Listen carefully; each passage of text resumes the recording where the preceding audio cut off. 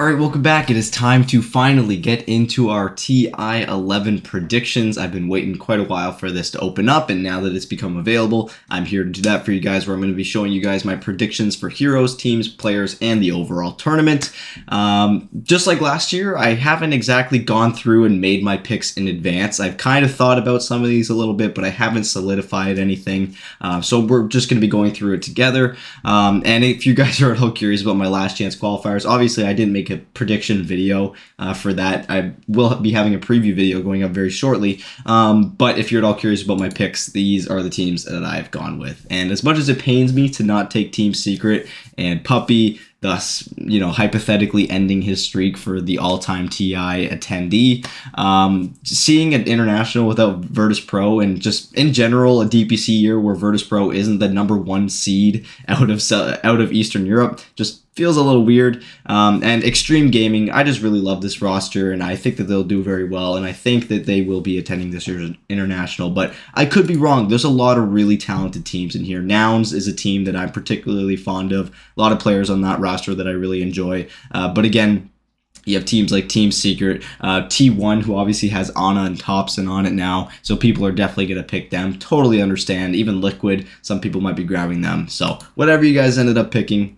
I'm sure it'll be fine. It's pretty tough to whittle down 12 teams down to just 2. But anyways, let's get into what we actually clicked on this video for, our actual predictions for the TI11 tournament. Starting things off with the most picked hero. I thought about this quite a bit. Obviously I had some thoughts about recency, what heroes were we seeing quite a bit of, and obviously there was a patch as of late which did nerf some of what was popular and buff some of the heroes that weren't.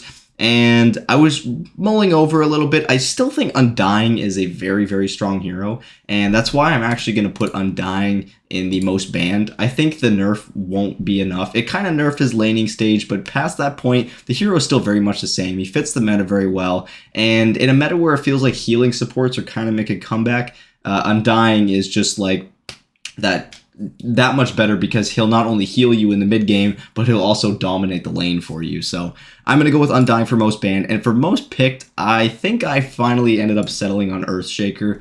I know this hero hasn't seen a whole lot of play as of late, but with the recent nerfs to BKB, and now that we've seen nerfs to heroes like Marcy and other heroes that were really dominating during the regional qualifiers, I think that opens up more opportunity for a hero like Earthshaker to make it into that first phase, whether it's a ban or a pick. And this is a hero that tends to come back every single year during TI season. So I'm going with my gut. I know it might be a little bit of a safe pick. Some of you guys might be a little critical of that, but that's who I was going with.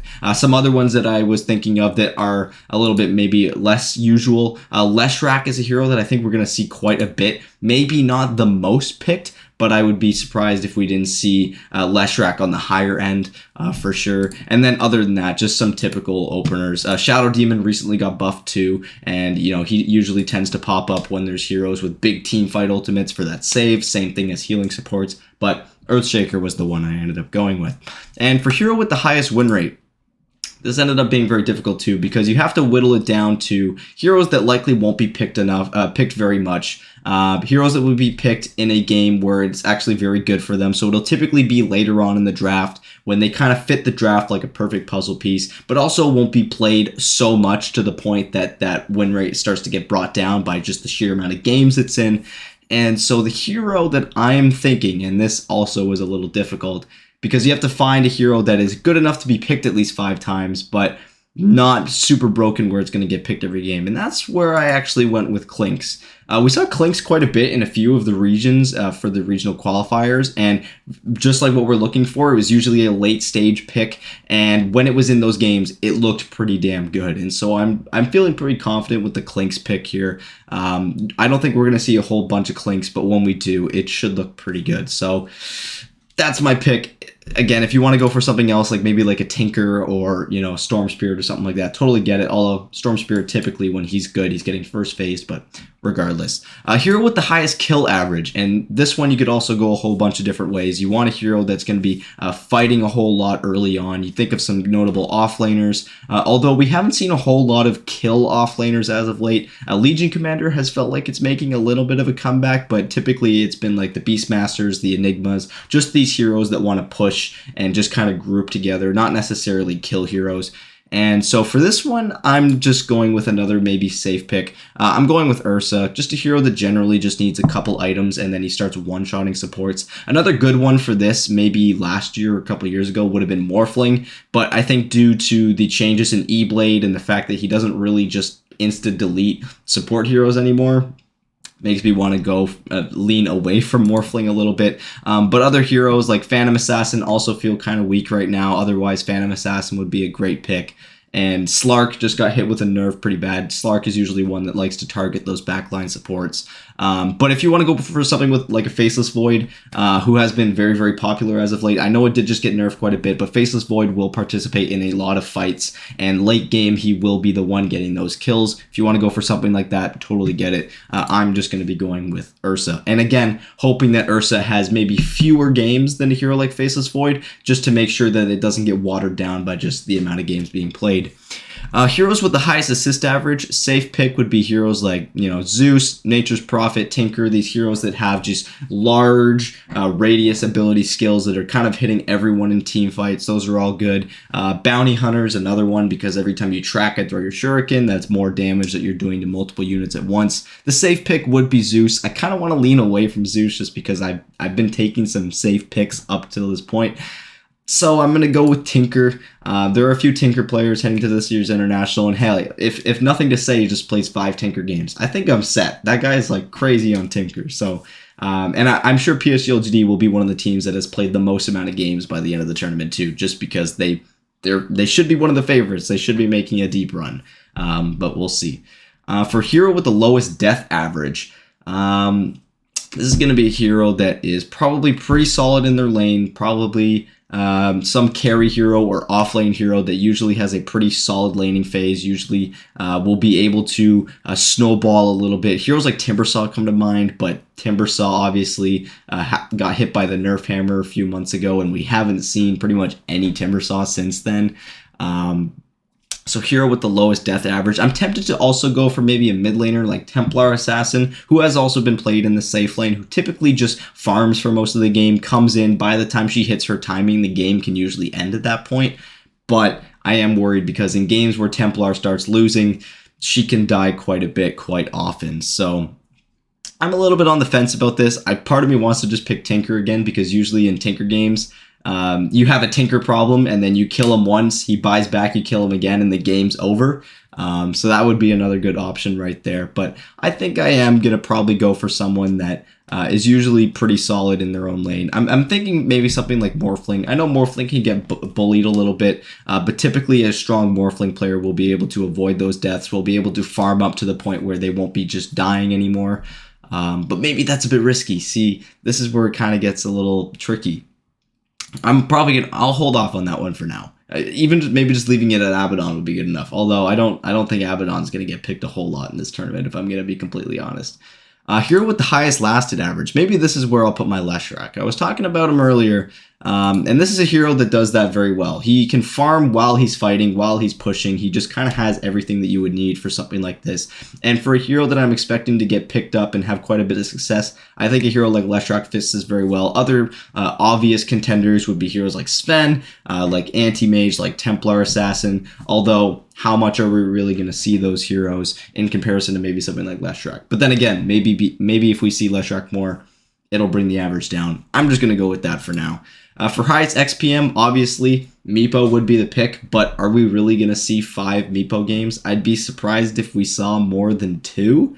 The hero just really doesn't feel all that great, and it really sucks to say that because I love Meepo, especially in competitive Dota, but it just feels like there's too many heroes right now that just have ways to deal with him.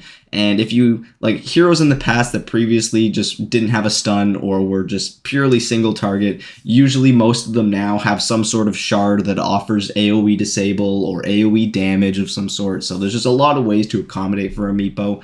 I don't really see it happening. So other contenders, obviously we have heroes like Arc Warden, who I feel like we would see quite a bit. Arc Warden does show up every now and then at TIs. Will we see 5 games of it? I don't know, but I'm willing to take that risk. I'm gonna go for Arc Warden for the hero with the highest XPM. I think that's a solid pick. Just other general Midas heroes would fit this pretty well. hero with the most kills in a game. This is gonna be. Oh man, who is this going to be? I see. This is where you would have your perfect Phantom Assassin pick right here, but I don't think Phantom Assassin is going to see all that much play at this year's International, as I've already mentioned. So hero with the most kills. I'm tempted to go. It's going to be some snowbally hero, some hero that just starts one-shotting everyone, and maybe not necessarily one-shotting them, but it becomes a real issue. Slark is one that comes to mind right off the bat. Just because, again, he's one of those heroes that likes to pick off the easy supports. That's an extra kill for the counter right there. It doesn't matter who you kill, just how many. So I might go for Slark right there. I know he just recently got nerfed, but I still think Slark is a pretty decent hero. And again, in a meta where we have some save supports, I think he fits pretty snugly. For hero with the most last hits in one single game, that one I'm probably going to have to go for a hero like Sven, because they're bound to just have the absolute record. Maybe Anti-Mage. Again, Anti-Mage I feel like could get picked. Again, it's TI, so, you know, what better time to pick it? I'll go with Anti-Mage. I know it's a little safe. And then for hero with the lowest death average. Man, yeah, this is tough. It's going to be a snowbally hero of some sort. I'm going to go... Gonna be some carry hero, something like a Terrorblade that's gonna show up in the late game and just kind of win, you know. Although Terrorblade does have a bit of a weak lane. I'm just gonna pick something and get it over with. If I think of something better, then I'll go back and I'll change my mind. Wraith King, oh, that's an obvious pick. He has to die twice technically, right? Would it be cheap to just pick Wraith King here? Are we even gonna see any Wraith King? We're probably gonna see some Wraith King. Faceless Void's pretty popular, so we're bound to see some Wraith King. We'll go with Wraith King for now. If I think of something else, I'll change it later on. All right, into the team predictions here. Which team will win? Maybe I'll save this for last. When I'm done all this here. So team with the most kills in a game. Well, I've been doing my previews. I don't know if you guys have been following that for every single team attending TI. And as I've been doing that, I've noticed one team has had a particularly high KDA in comparison to most others. And that's TSM FTX. Granted, I haven't made it through every single team up until this point, but TSM FTX has had a very, very high KDA over this past time. Now, obviously, this isn't a kills per game average. This is just what team will have the most. So maybe I should be picking a team that will have a longer game, just because there's obviously more time for more kills to take place. And teams that have had a longer time average, a longer match duration average. Boom is one that comes to mind. They've had some pretty long average games in here as well. And you know what? I'm going to leave it with Boom. Boom usually likes to play the hard carry style of Dota. You know, maybe if Talon ends up making it, then I would go for them. Oh, wait, no, Talon is in here. Who am I thinking? Oh, sorry, I'm thinking of T1. Talon is in here. Talon would also be a good one because they have 23 Savage, and he'll take them to the late game. Okay, I'm going to go for Talon on this one. Team with the highest kill average. This is where I'll go for my TSM FTX right here. PSGLGD for fewest deaths in a game. They're just, yeah. I picked them last year. I don't know if I ended up being right, but yeah, fewest deaths in the game. Most assists in a game is likely going to be the same team that has the highest kill average, although this is going to be one team. So it just makes sense to go with Talon here because it's the same thing as kills. Team that wins the longest game. And again, I'm going to be probably sticking in Southeast Asia here because not only have they particularly had some longer games and longer match durations per average, but also last year, like Fnatic, every game that Fnatic played was like 50-something minutes. I might just have to go for Fnatic once again. Obviously, it's a different roster this time around for the most part. But I am tempted to stick within the CIS region. Maybe this is where I'll go for Boom, using that statistics that I've actually gone through now. With them having the longest one that I've been through so far, I'll go for that. And for shortest game, Evil Geniuses, whether they're winning or losing, their games tend to be quite short. I'm going to go for them. I'm going to anticipate that they're going to lose at least one game, sub 20 minutes. I'll just say that. I'll just leave it at that. Team with the highest game length average, I'll go for Boom there. And team that picks the most different heroes. Oh, this is interesting. This is actually pretty interesting. I don't know who I'm gonna pick here, and I find it. I maybe I should have waited to do these because obviously the last chance qualifier teams are not included in this. But I guess we'll just wait. Oh, will I even have time to do this after the last chance? No. Yeah, I'll have a day to do this. Whatever. I've already started. Team that picks the most different heroes. I am going to go for Team Spirit. I mean, that run that Yatoro had last year and everything, and just the amount of confidence that they've had since they won that TI and they just won the last major. I feel like these guys are going to be really feeling themselves. They're going to be drafting what they want, and it's going to lead them to pick a whole bunch of different heroes. And team that picks the fewest different heroes, I'm tempted to just go EG right here. Do I really need to say more? And for our grand champion, I mean, it just feels like a crime to not pick PSG. I mean, they have to win at some point. You'd have to imagine that this org that has been at the top of Dota for like a decade at this point has to win a title at some point. But, you know, maybe that's just a bait, you know, maybe I'm just getting pulled in by this false sense that there's some greater pattern. Maybe PSG won't win, but if not them, then who?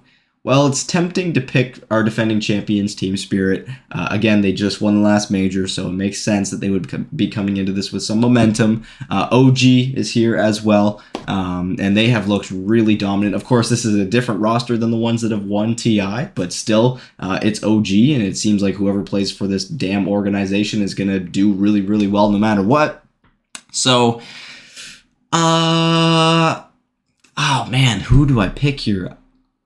Do I go for PSG? Do I go for Team Spirit? I'd say PSG, Team Spirit, and OG are probably my three front runners.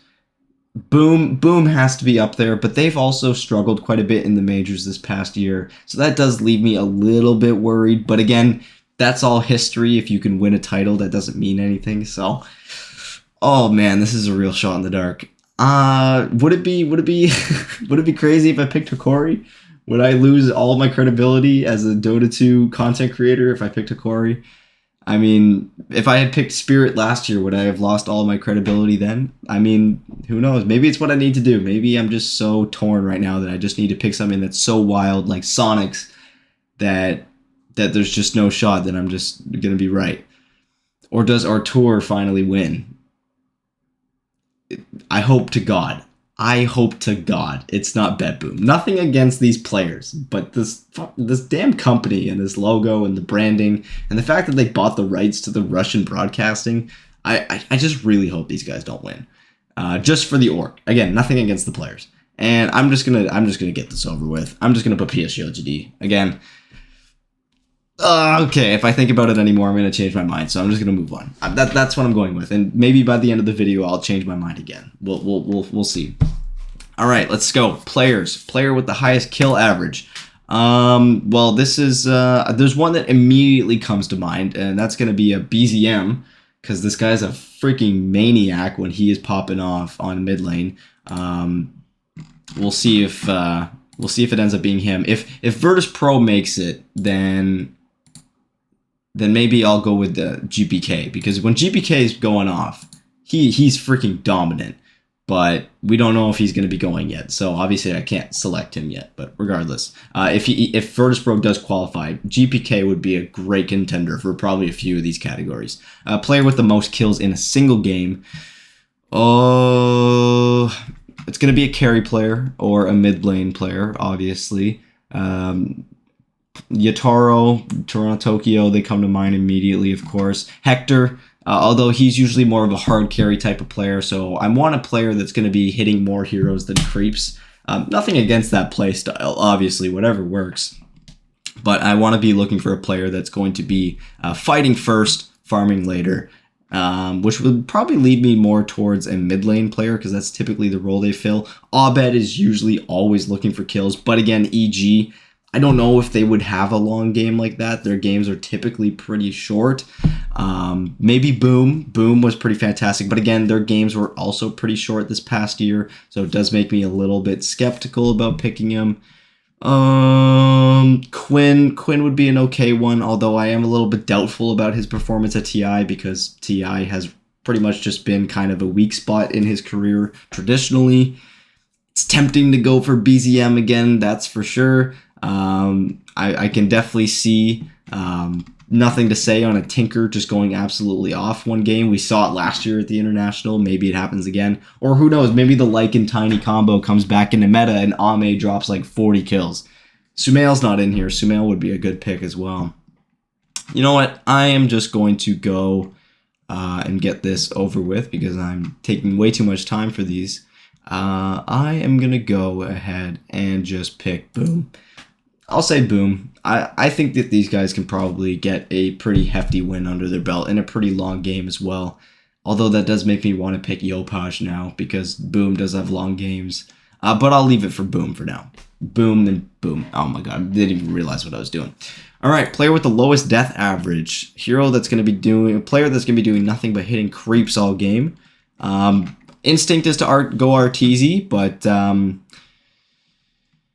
not going to go with Arteezy. I'm just going to go with 23 Savage. I mean, this guy is just too good at the AFK simulator into absolute god unkillable mode. That's just his game style. That's just what he does. And so I'm just going to go for him there.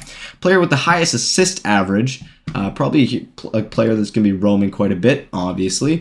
Taiga and Soxa are two that come to mind immediately. Tofu as well is one. Although let's think about some of these Chinese players a little bit. Jin Q would probably be roaming around, although he typically plays less of a roaming role per se. Although we could probably see him on that. Let's see. Team Spirit. No, I wouldn't go with Mira. It's going to be a position 4 though. That's kind of what I have in mind right now. Maybe Kaka. Kaka, you know what? I'm going to go with him. He had a really, really great run with IG last year. Just overall fantastic player. And I think Kaka would be one to look out for a high assist average for him. He usually does like to play those heroes that get involved early on and has impact late in the game, which is another thing to keep in mind. Not only are they going to have to participate early, but they have to be viable in the late game too to actually accrue those. Kaka, I feel like, is going to be one of those players. With the most assists in the game, this is just a toss-up because, I mean, this is just going to be one game on a whim. Probably someone that's going to be playing a hero like Tinker, so I'll just go for nothing to say on this one, just because I feel like he would be the most likely player to play Tinker throughout this tournament. Player with the highest last hit average, something again like Arteezy, 23 Savage. I'll probably go for 23 Savage right here. Just again, his playstyle. I could go for Jackie as well. Jackie is another hard type of carry player. Oh, Hector as well. Oh, you know what? K1 from Beast Coast might also be a good pick here. You know what? I'm gonna go with him. I already have 23 Savage in here. I'll make it a rule for myself where I only have one of each player here. I'll do that. Player with the most last hits in a single game. You know what? Let's go. Oh man, who do we go? Do we go Ame? I feel like Ame would do that. Usually PSG OGD is also really good at making space for him so that he is able to do all that. So I'll go with Ame. I know it might be an obvious pick, but we'll do that. And keep in mind, we have to keep in mind that these players have to go far in the tournament for some of these players to have good averages and have these more opportunities for these high counts. So I'm going to be leaning more towards teams that I have a little bit more faith in on going deep runs. Player with the most GPM in a single game. Maybe this is where I'll put Arteezy. I feel like Arteezy would be able to get up there. Or you know what? I'll go ahead from Boom. I'll put Jackie in here. Where's Boom? Oh, there they are. All right. Jack Boys, Mr. Jackie. Player with the highest GPM average. We'll go Arteezy here. And player with the most different heroes played. Do I just put Yatoro here? I haven't picked Yatoro yet. Maybe I can actually put him for the highest GPM. But for most different heroes, I mean, that was pretty remarkable what he was able to do last year. And so I'm just going to go for the easy pick here. I'm just going to go for Yatoro God. There we go. And now, finally, our tournament predictions, the last tab here. I think I filled out everything else to this point. Yep. Okay. Total of numbered games played on the main event. We'll go for 50 to 54. There's a lot of really great teams here. This, of course, isn't including group stage, but I think that this is every year it gets more and more competitive, and so I'm just anticipating that 50 to 54 seems like a good range. That's expecting that most of the series will go all the way to 3 games, but not all of them. Yeah, total number of heroes picked. I'm hoping it's 101 plus. I'm going to go with 101 plus just because that's like one of the best parts about TI is that almost every single hero gets picked every single time. And it's just super, super cool to see. Obviously, some heroes get picked way more than others, but it's still cool that most heroes do get picked. Total number of heroes banned. It's just going to be a lower number, I have a feeling, because people are going to be typically banning the same popular heroes over and over. But at the start, with teams coming in with all their different strats, it might be a higher number. I am going to go with 91 to 100. This doesn't say main event, though. This is including group stage, which could change things because there's a lot more teams now, too. I'm going to leave it at that. But if you want to put 101 plus, I think that would be the next best one. Most combined kills in a game. Oh, and a little bug down here. I'm assuming this is 120 plus. That's what it's supposed to be, 121 plus. Most combined kills in a game. We'll go for 91 to 100 again. That's a pretty high amount. Yeah, I'll leave it at that. Longest game of the tournament, please. Just give me a super long game. I love the long games. I know some people get bored once it starts getting close to the 2-hour mark, but I just love that at TI. It's just always so hype. Shortest game of the tournament, you can quote me on this. EG will lose a game under 20 minutes. I am calling it. They will. They will. And when they do, you can come crawling back to me and just be like, you better throw me a subscribe if you're not already subscribed. Most kills by a hero in a game. Oh, I want to say 26. There's bound to be a hero that or a player that just absolutely starts popping off. Again, I think of like the past few years where Tiny has been prominent, where we have insane performances from like Ame, Sumail, Thompson. I'm gonna go with 26 plus. That might be a little ambitious. 26 is a lot of kills, especially because at that point usually a team will have GG'd out if they're getting beat that bad. Maybe I should bring it down a little bit. Then 20 to 22. That sounds like a good range. Most deaths by a hero. Oh man, who can I make a joke about right now? I hope there's someone that dies 21 plus times. That's hilarious. That's just funny at that point. I'll go for that. Most assists by a hero. We'll go 28 to 31. Again, not really putting a whole much thought into this. And then highest GPM by a hero in a game. I don't think Alchemist is getting picked. Is anyone really going to pass 1,000 GPM without Alchemist being in meta? Probably not. It's possible, but you would literally need your team to just win the game for you while you just did Farming Simulator. So I'll just go 900 to 999. That seems like a pretty safe bet. Even that's pretty high, but there just needs to be one game where someone gets that mark. So yeah, that's going to do it. And again, just to walk you guys through my predictions, this is all of them. My last chance qualifiers, VP and Extreme, heroes. These are my picks right here. And again, if you want to lean away from a few of these heroes, totally understand. But keep in mind, I was going for heroes that are going to be played probably at least 5 times, but hopefully not too much more than that. Teams, these are my picks right here. A couple repeating picks just due to similar categories. Players, I tried to only pick one player for each category. And tournament, as we just did. There you guys go. Thank you guys so much for watching. And again, as I've already mentioned, if you haven't seen the previews, I have a preview going up for every single team heading into this year's International. So if you want to see those, check the most recent videos on my channel. And if I haven't gotten to your favorite team yet, they will be uploaded before the last chance qualifiers start on October 8th. So be on the lookout for that. Subscribe, hit the bell, all that fun stuff. And I will talk to you guys very soon with some more reviews. I'm going to be recording 3 reviews in the next like hour and a half or so. So those are going to be posted over the next few hours. So thank you guys so much for watching, and I'll talk to you guys later.